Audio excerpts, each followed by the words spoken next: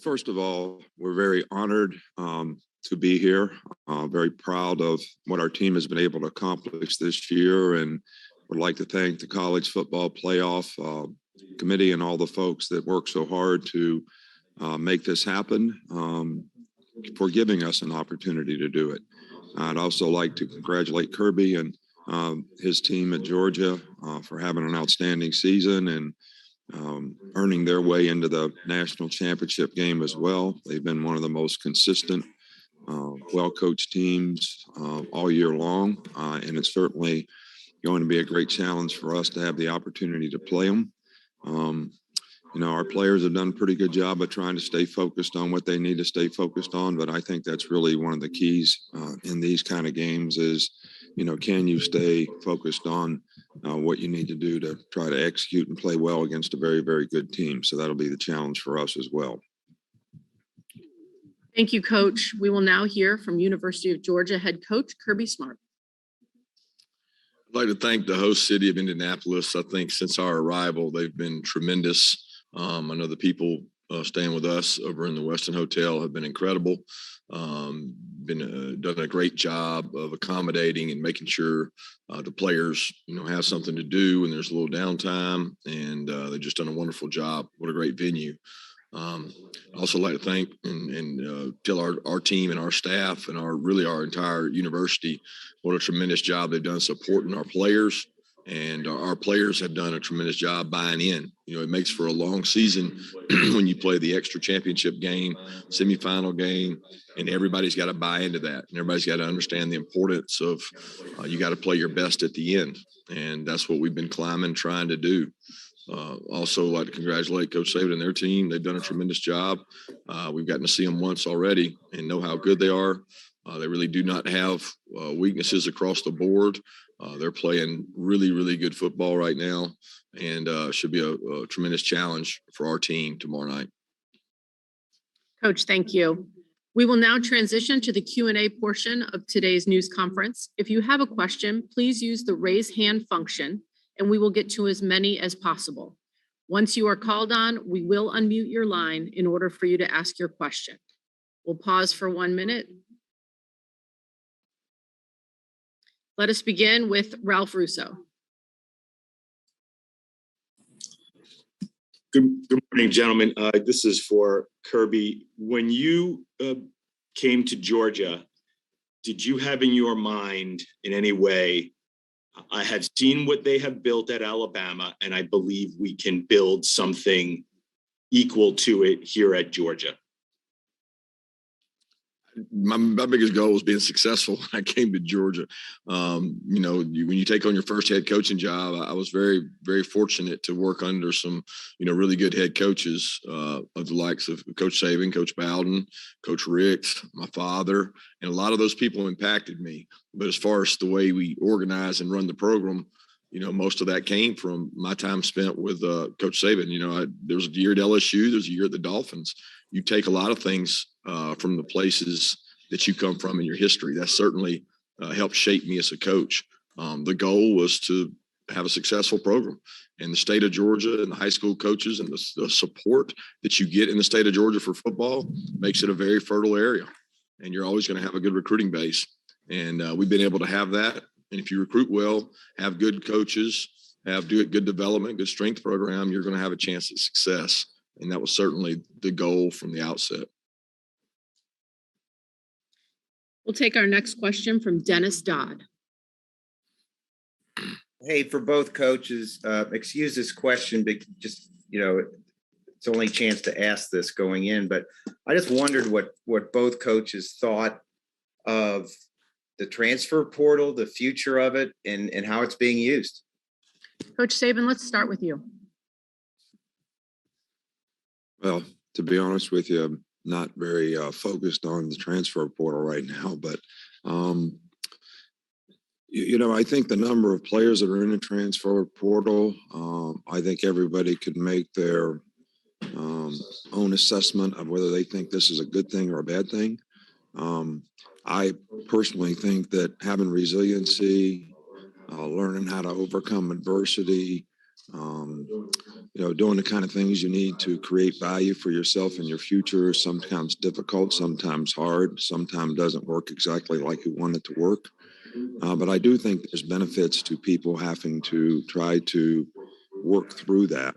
And, so I think now we have sort of I don't know if you want to call it a fad or whatever, but anybody that's a little discontented with the program that they're in, just, get into transfer portal and see what my opportunities would be someplace else. And I don't know that was the intention originally.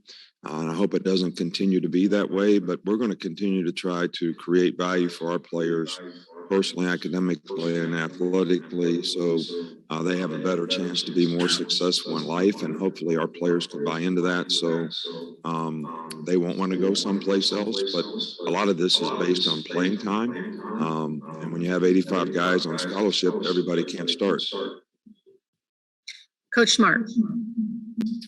Yeah, much the same. I think it's a hard time to be thinking about it when you're getting ready to play for a national championship. Is certainly the furthest thing from your mind, but it does make you think hard about the kind of kids you recruit and what their beliefs are and what their goals are, and how they get there. I think a lot of what you look at when you recruit now is what is the history of the student athlete, and you're trying to put a likelihood of things get tough, because they will get tough.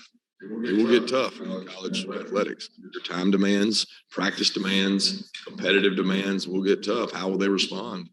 And we try to spend a lot of time looking at that, because some of the portal is out of our control in terms of the decisions that players make. We try to be fair and honest with our players, and if they're not ready to play, then we communicate that to them. But each and every player is different, and each situation's different. And it's certainly tough to navigate during this day and age of an early signing period on top of that. Take our next question from Bill Bender.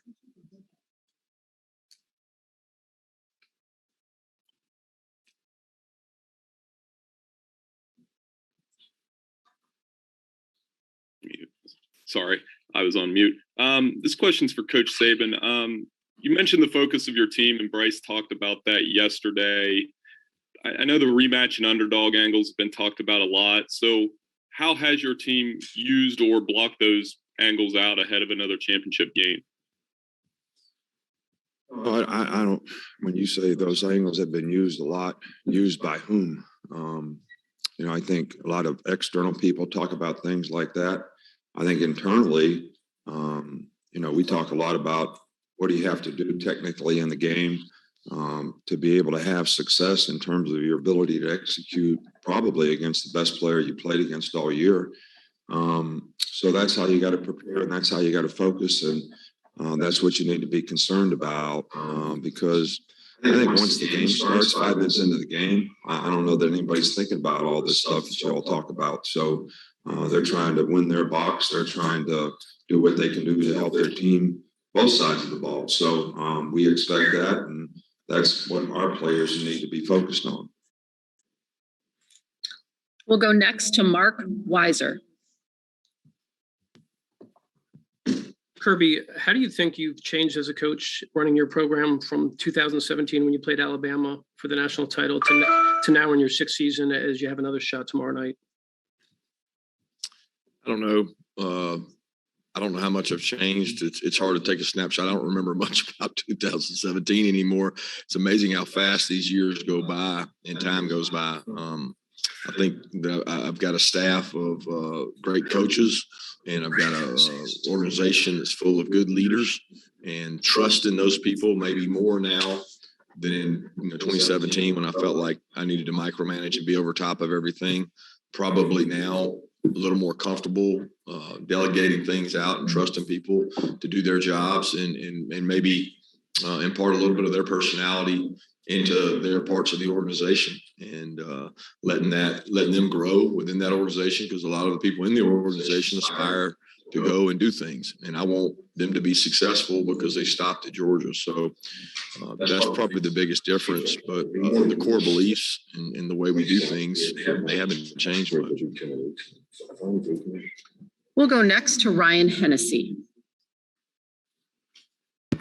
This one's for Coach Saban. Coach, I asked your players yesterday as well. What is your definition of a successful season?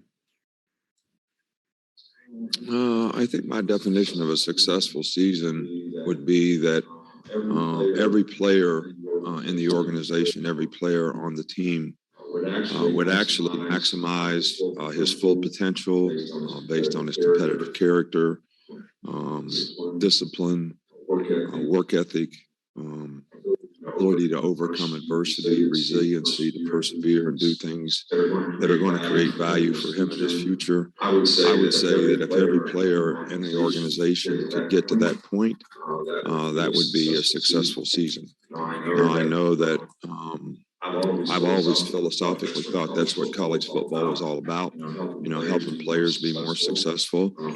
We all get judged as coaches on how many games we win and lose. But I think if maybe everybody on your team has the right competitive character, attitude, discipline, whatever you want to talk about, that'll give you the best chance to maximize the team's chances to be successful. And so if the team reaches its full potential because every individual who made the team what it is did, then I think that's probably a successful year. And I don't know how that equates into wins and losses. As a reminder, if you have a question, please use the raised hand function. We'll take our next question from Naomi Gray.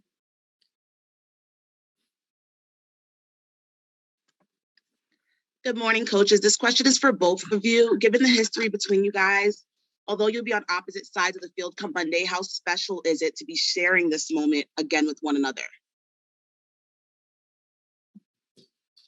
Well, I'll go first.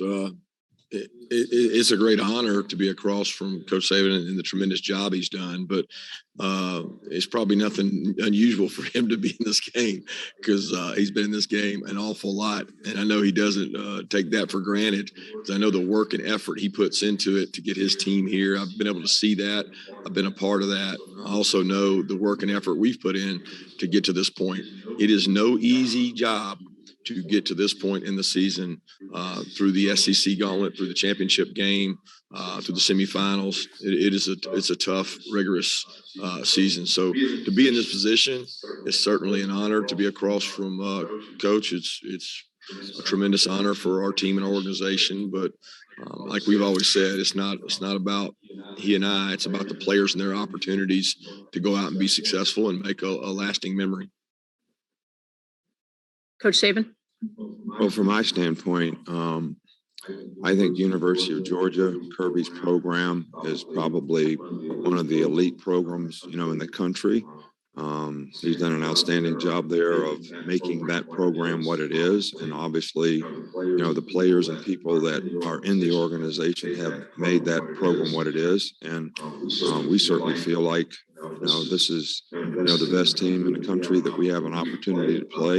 Most consistent team all season long in terms of how they played. And it's a tremendous challenge for us and really kind of an honor to have the opportunity to play against what we feel is one of the most elite programs in the country. And, probably just looking at the future, probably will be for some time in the future as well. We'll take our next question from Anthony Dasher. Coach Mark, what's the biggest area of growth that maybe, we don't see that you feel your team has made the most improvement in? Yeah, I don't know. I've certainly been really proud of the way our team has responded, especially early in the season, to success.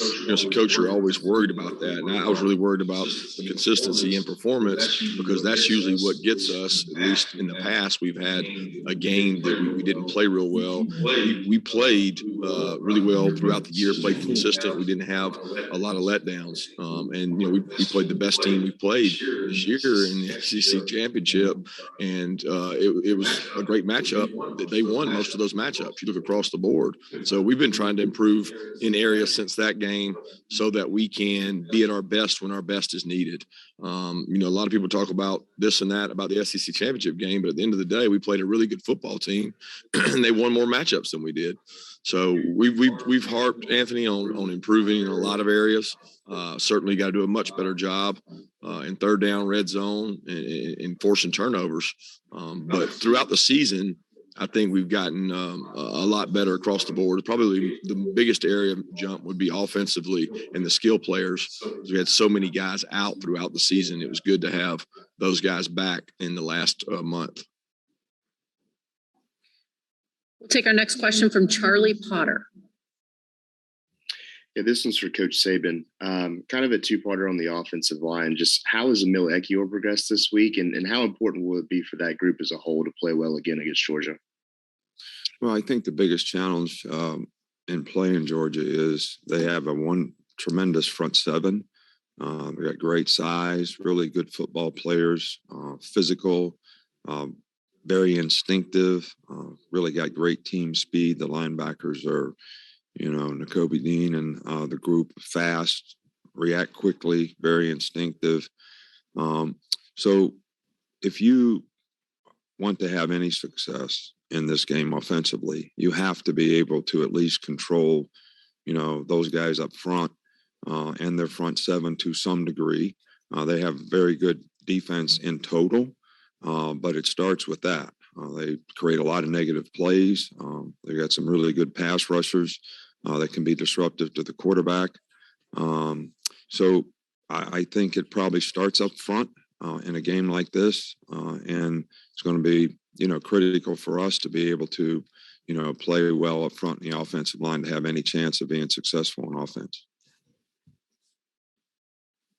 We'll go next to Alan Cole. Question for Kirby. Alabama obviously kind of threw the ball over you guys in the first game, and then in the playoff semifinal, turned on a dime and ran the ball for over 300 yards. How difficult is it, and what's kind of a challenge like in preparation, preparing for a team that could just kind of turn on a dime like that, and can do really anything on offense? Yeah, that's the ultimate challenge. When you look across the board at the efficiency with which Bryce Young has played with, and he's got good weapons around him. He's got a really good team around him, but make no mistake about it, he is elite at what he does. To have the number of touchdown passes to interception ratio, I don't know that I've ever seen really anything like it. And, we talk about him as Houdini because he can make people miss. He gets rid of the ball. People don't even account for the number of times this guy has avoided sacks and thrown the ball with no intention of anybody catching it. But he knows where to throw the ball to not take a sack. And when you do that, you're really elite. They've got really good skill players on the outside. They know how to use those skill players. They put them in different positions, change things up. Brian Robinson seems like he's been there for 100 years, because when I was there before, I remember him being in high school. And he is a physical, runs with purpose, intent, traditional Alabama back, really physical downhill runner. And they do a good job, especially against Cincinnati, of committing to the run. So, it's a double-edged sword. You do too much of this, they can hurt you. They're certainly physical up front. They always have been. All Coach Saban's teams have been that way. But make no mistake about it, they can be really explosive on the outside. That's been the advantage they've had probably in the last 3 to 4 years, is the number of wideouts they've had that are just explosive, great playmakers. And it's changed mostly the game of football, not just Alabama, but you can actually win the line of scrimmage and you could possibly lose the game because of explosive plays. And that's what you got to be careful of. Our next question will come from Chip Towers. Yeah, Kirby, I have to ask, obviously, it's been so long since Georgia's been able to cross this finish line. They've been in this race a bunch, but haven't been able to cross this finish line, 41 years. I just wondered, you personally, obviously being a Georgia guy, how much of that do you feel, do you hear? I know it doesn't have anything to do with what you do preparing day to day, but do you kind of feel that from the donors and the people who just want it so bad for this program? No, I do not, Chip. What I feel is, how do we stop Bryce Young, and how do we control their front? How do we run the ball? How do we throw the ball with efficiency? How do we convert third downs? How do we stop them in the red area? That really is the furthest from my concern, because I don't I don't all in all control that. What I control is who we recruit, how we develop players, how we keep people in our program, and then, how we do scheme wise and things. Because if you do that right, the other will take care of itself. But my focus and energy and entire mind is on what can we do to help our players play better. Take our next question from AP Stedman. Good morning. This question is to both coaches. How do you view the opponent's special teams? Your assessment, please. Coach Saban? I think Georgia has outstanding special teams. They have really good team speed, which usually lends itself to good special teams. They're very well coached. They've got really good specialists, which, always helps control vertical field position. But, their kickoff coverage is one of the tops in the country. They've got explosive returners in the return game if you don't do a really good job. They blocked some kicks this year. So, all around, this is a really, really good operation relative to all phases of special teams. Yeah, very, very similar. They recruited our kicker. We recruited their kicker. They're both really good kickers when it comes to that. And I should say punter and Camarda, and we recruited their kids. So there's a lot of talent out there when you talk about the specialist. And I know the way Coach runs his program, when we run our special teams, when you look across the board and you turn it on, you see starters. You see Zamir White on punt block, and you see Jameson Williams on punt coverage. The commitment level that there is to putting your best players out there. And, their kickoff return unit has been one of the most elite in the country, do a tremendous job. And, that's the hidden yardage. When you go back and look over time, where can you make a play in special teams becomes really important. We'll go next to Zach Klein. Gentlemen, good morning, Kirby. I know you have high expectations for all your young men. I'm just curious, who you think the one individual who developed the most, made the biggest growth from the Clemson game to today? Hard question to answer, Zach, because there's so many kids that have just grown up. It might not even be a guy that's in the limelight, because a lot of these young kids that come in, they grow up a lot over the course of a season. So I really can't just pick one guy to say this guy has grown the most, but I'm certainly proud of all the guys on our team. I'm really proud of the support they give each other, because of all the teams I've had, this one is probably the most connected in terms of an appreciation for what each other does across the board. Complementary football, they really embrace each other, offense, defense, and the special teams units. We'll go next to Mike Griffiths. Good morning. The question for both coaches. I guess it was a few years ago, Coach Saban kind of told us with some of the rule changes that free agency was coming. And now we see the portal with some unrestricted transfers. We see NIL money. How has that changed how you manage the football team? And is there still growth for both of these programs in that area as the ground shifts? Coach Saban.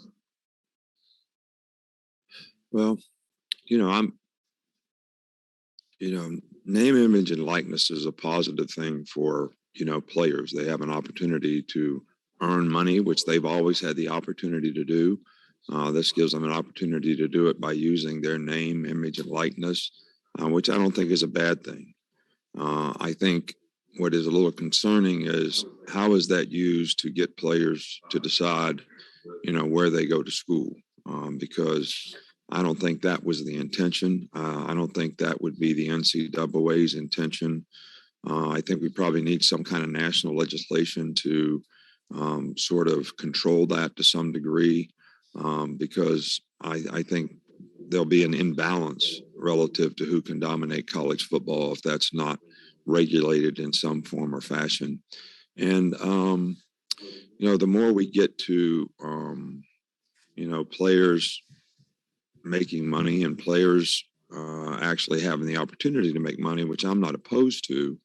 Maybe there's some circumstance where there has to be some kind of an agreement between both the school and the player as to what their commitment is to what they choose to do, because that is something, making commitments and fulfilling them, that is probably important to having a chance to be successful.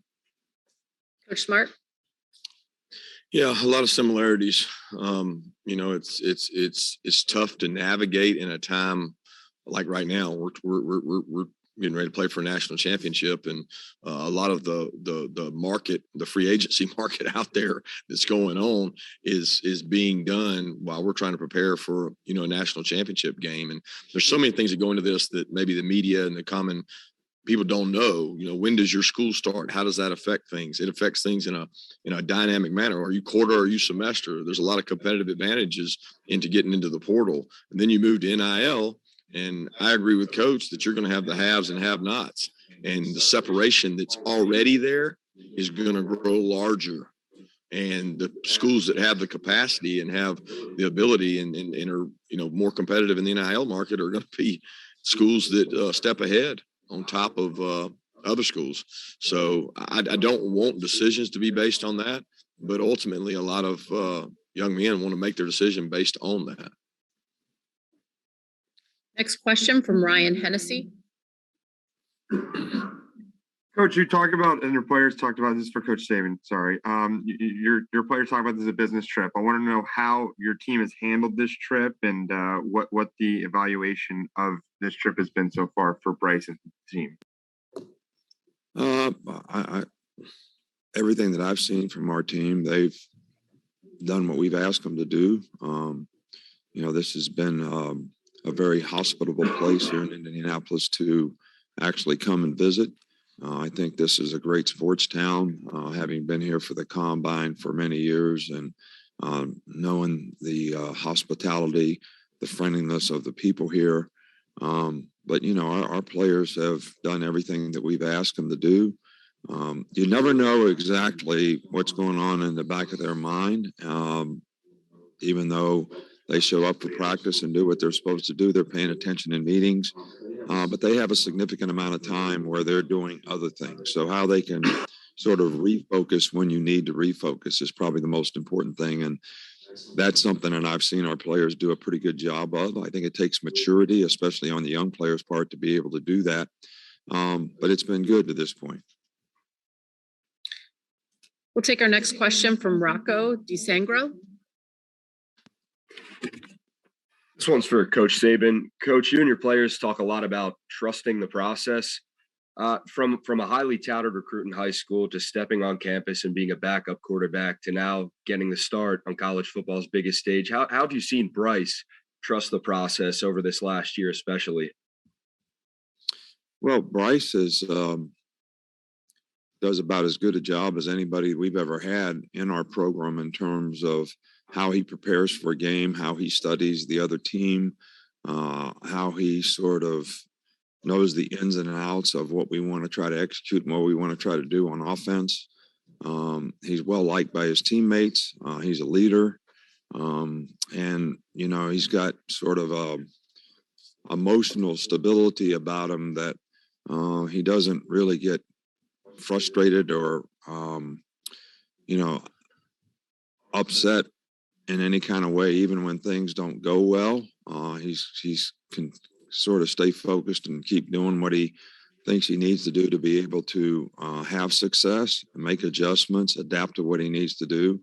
You know, he's a very, very mature guy, way beyond his years in terms of how he views what he needs to do to be successful. And he's pretty committed to it and has pretty single-minded purpose in trying to get it done. And I think it does impact and affect other players on the offensive side of the ball. We'd like to thank both coaches for their time today. That concludes today's coaches news conference. Hope everyone has a wonderful day. Medical Properties Trust, at the very heart of healthcare.